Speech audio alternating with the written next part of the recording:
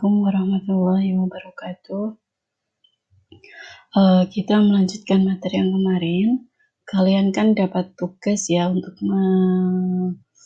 menjawab soal-soal yang ada tanda tanyanya seperti ini. Nah, ini yang kalian buat tugas individu kalian. Terus yang ada, kalau contoh soal seperti ini kan ada penyelesaiannya, berarti tidak usah dikerjakan. Yang ada tanda tanya gini, nah ini berarti dikerjakan kalian. Ada 3 soal, gitu ya.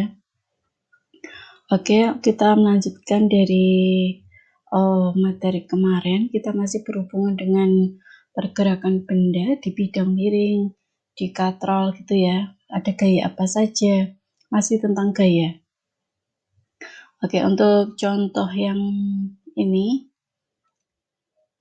kita kemarin kan kalian belajar sendiri di rumah ya. Untuk sebelumnya yang belum mengikuti ya, dipelajari lagi. Saya menjelaskan ini, saya mau mulai dari gaya sentripetal saja ya. Oke. Untuk gaya sentripetal itu apa sih? Gaya sentripetal itu ya gaya yang arahnya selalu menuju ke titik pusat lingkaran. Jadi dia selalu menuju pusat, dan ini tentunya berhubungan dengan yang namanya gerak melingkar, karena yang punya pusat itu adalah lingkaran gitu ya. Jadi tentukan dulu bidang lingkarannya serta titik pusatnya, baru kita menentukan yang namanya arah gaya sentripetalnya. Jadi gaya sentripetal itu apa? Resultan komponen gaya yang menuju ke pusat lingkaran atau radial keluar.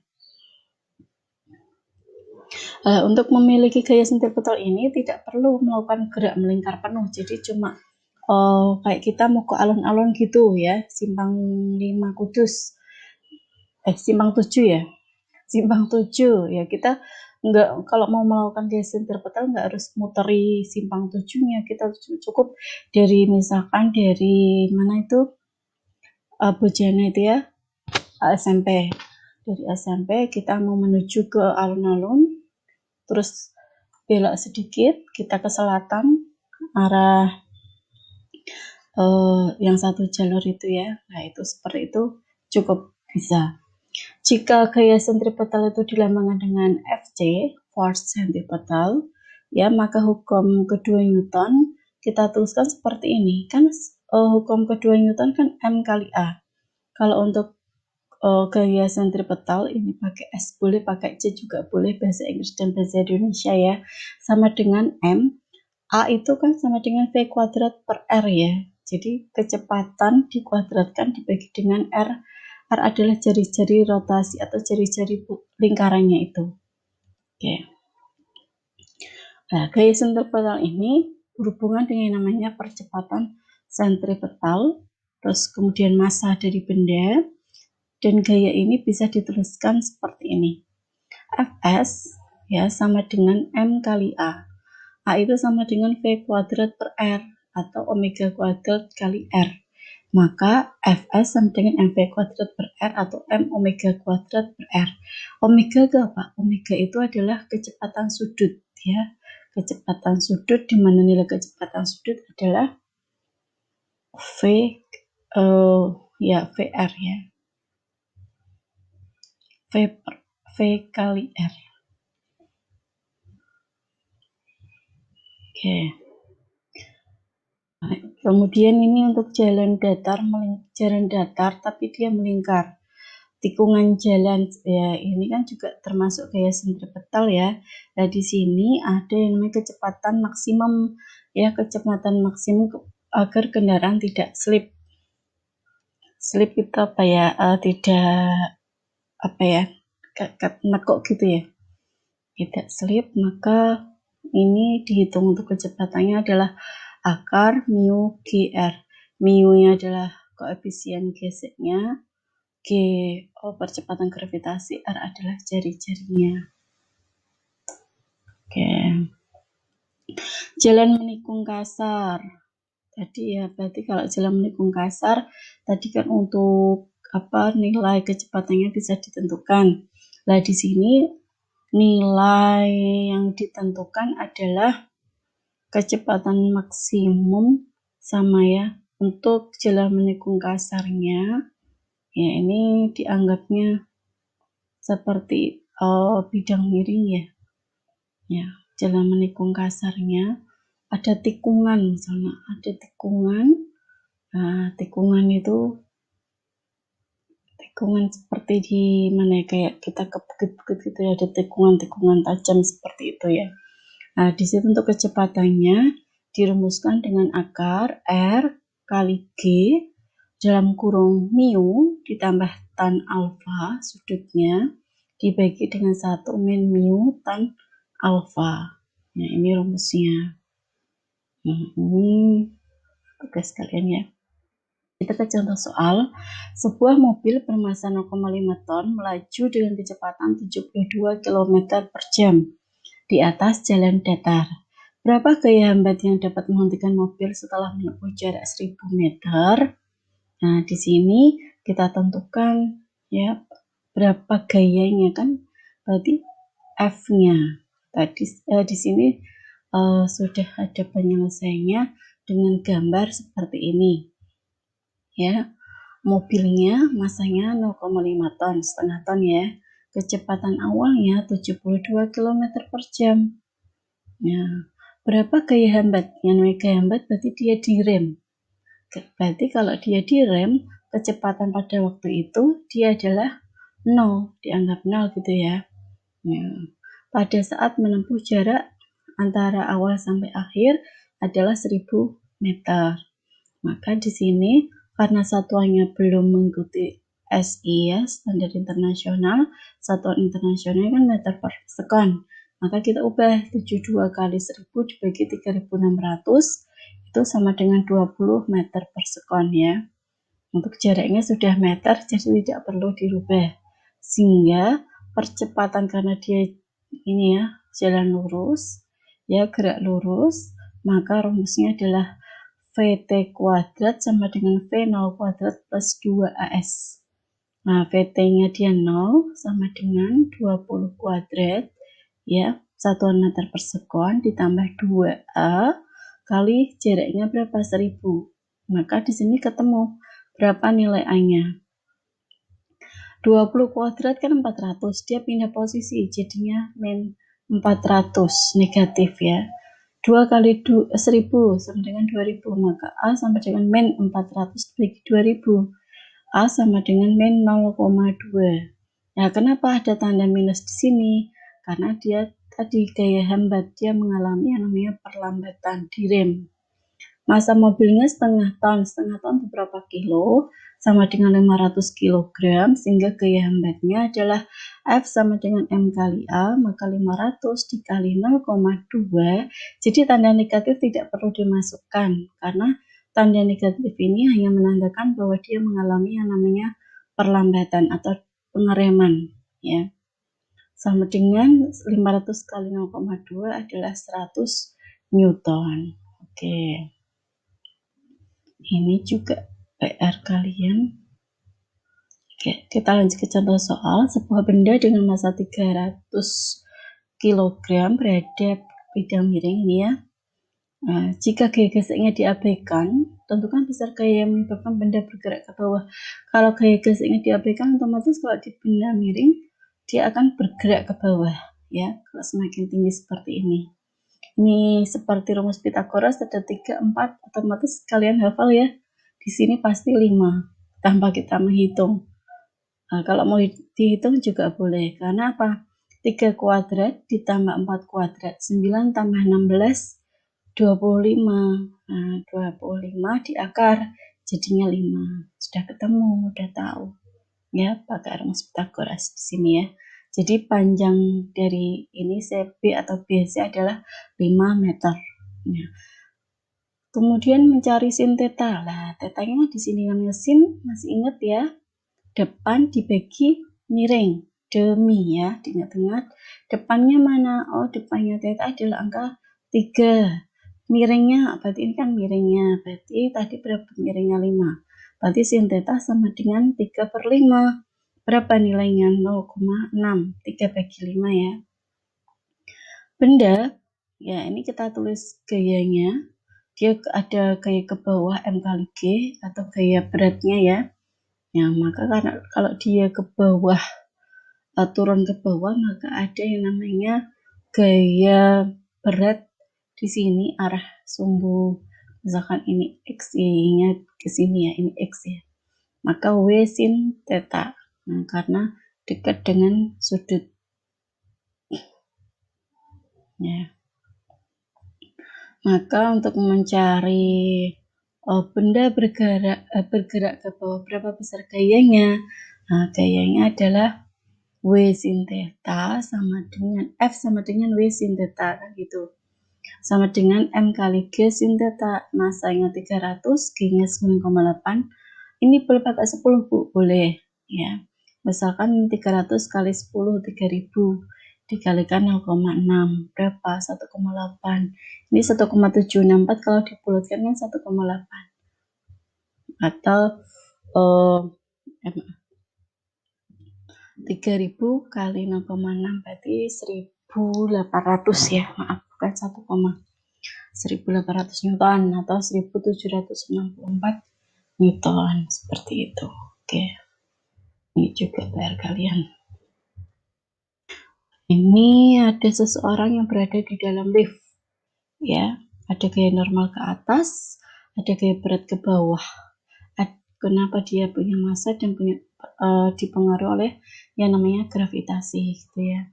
Nah, lift diingat-ingat, lift dipercepat ke atas. Kalau kita naik ke atas, berarti komponen gaya pada sumbu Y-nya itu sama dengan N dikurangi W.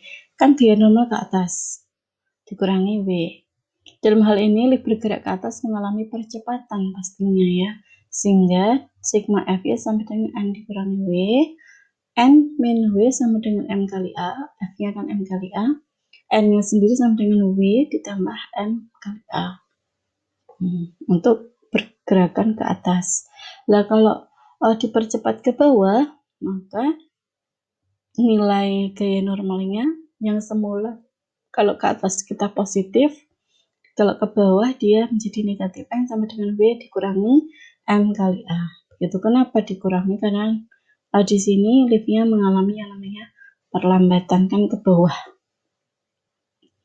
Gerak benda yang dihubungkan dengan tali sebuah katrol. Nah, sekarang kita melihat adanya katrol ya.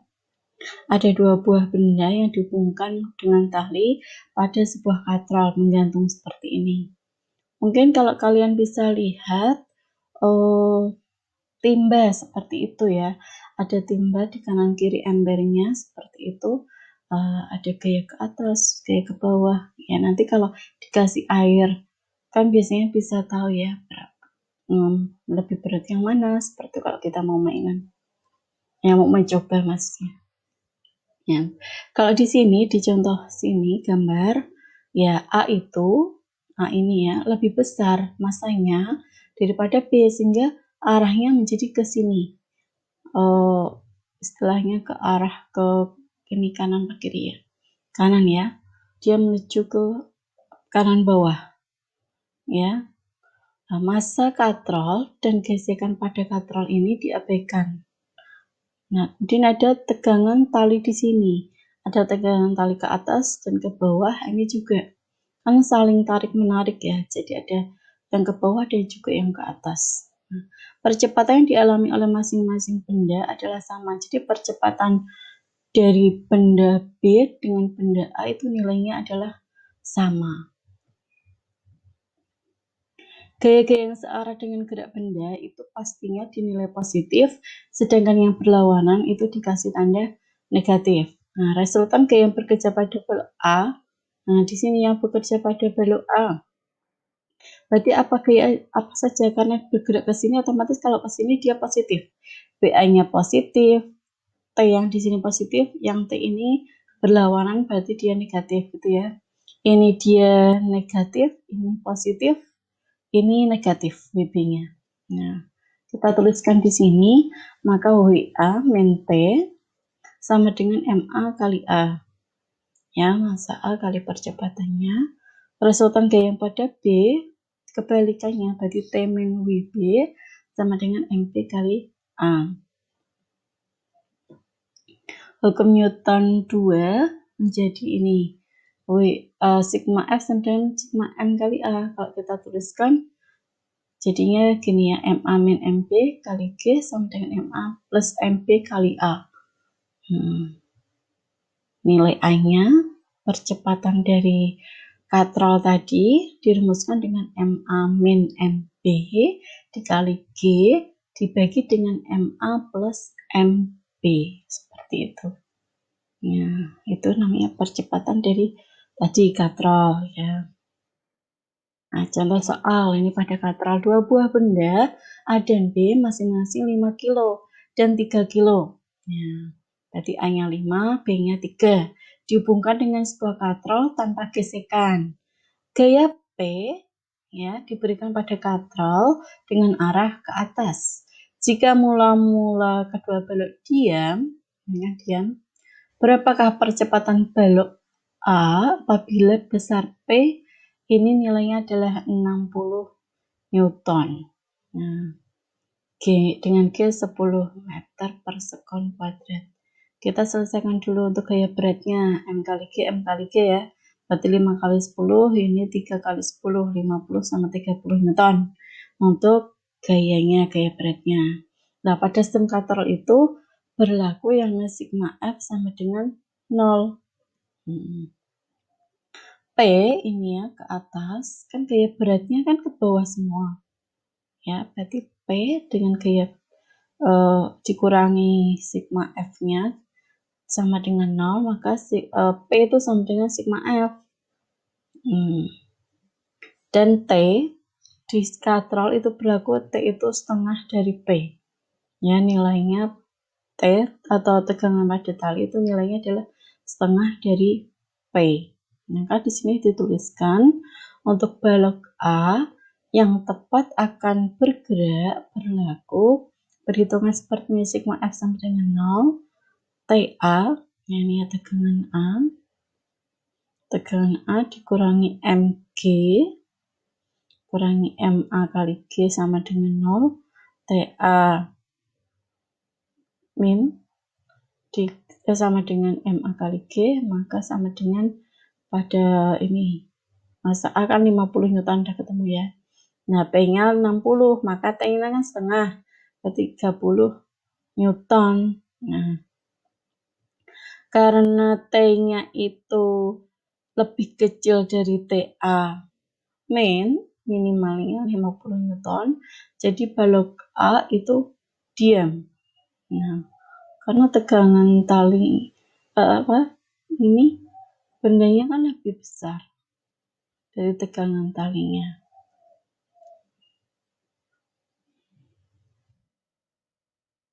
Dua buah balok A dan B dengan massa masing-masing 20 dan 5 dihubungkan melalui sebuah katrol. Nah, balok B mula-mula ditahan, kemudian dilepaskan. Berapakah percepatan tegangan tali masing-masing balok? Berarti di sini berapa, di sini berapa? Berarti ada tegangan tali di sini ya. Ini kan narik ke sana. Ini dia ke atas. Sistem A dan B, sigma F sama dengan M kali A. Ya, T min T karena dia sama berlawanan arah sehingga saling menghilangkan. Ditambah MP kali G sama dengan MA plus MP kali A karena total ya. Maka A-nya sendiri sama dengan MB kali G, massa B dikali G dibagi MA ditambah MB. 50 dibagi 25 sama dengan 2 meter per sekon. Jadi percepatan tegangan tali ini adalah 2 meter per sekon kuadrat. Ya. T-nya berapa tegangan talinya? Tegangan talinya kalau pakai rumus ya MA kali A ya itu sama dengan 20 kali 2 sama dengan 40 Newton. Ini tegangan tali pada A. Terus kalau tegangan tali pada B berapa? Jadi ya MB kali A. MB-nya adalah MB-nya 5 kali 2 berarti 10 Newton.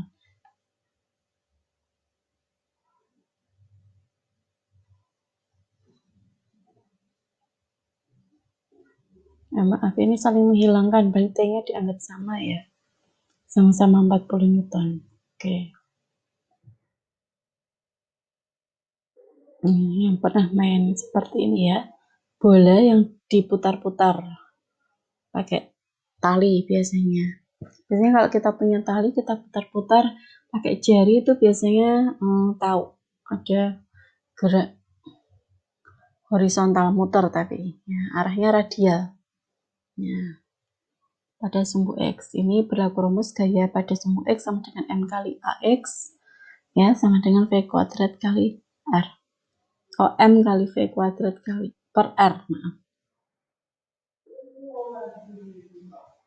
Nah, ayunan konikal, ayunan kerucut. Ini seperti ayunan kerucut itu mungkin kalian pernah main ontang-anting ya. Jadi kita geraknya muter gini ya. Dari atas ada tali ke atas ke bawah, kemudian kita muter. Nah, kayak gitu. Nah, ketika bola dipukul akan berputar mengelilingi tiang. Kalau kita main ontang-anting seperti kita muteri tiang yang di tengah ya menuju pusat lingkaran, ya kan? Itu namanya ayunan konikal atau ayunan kerucut. Bola yang berputar membentuk lingkaran vertikal. Bola yang berputar membentuk lingkaran vertikal itu berarti yang ke atas ke bawah. Berarti ke atas bawah. Ya. Sumbu Y berarti. Nah, ini dirumuskan untuk gayanya adalah M kali A tetap sama ya. Ada FTA ditambah MG sama dengan M VA kuadrat per R. Nah, sehingga didapatkan untuk kecepatan dari ini titik A ya, kecepatannya dari titik A itu sama dengan akar G kali R, jari-jarinya, jarak titik pusat ya. Nah, sehingga untuk gaya TB ke atas ya, kan TB-nya ke atas. Sini karena ada pengaruh gravitasi, rumusnya juga ambil sama FTB min MG sama dengan M VB kuadrat per R ini kurang M.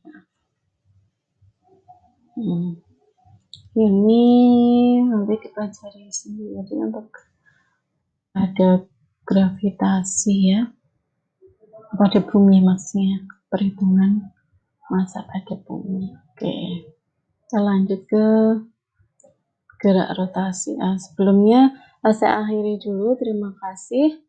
Wassalamualaikum warahmatullahi wabarakatuh.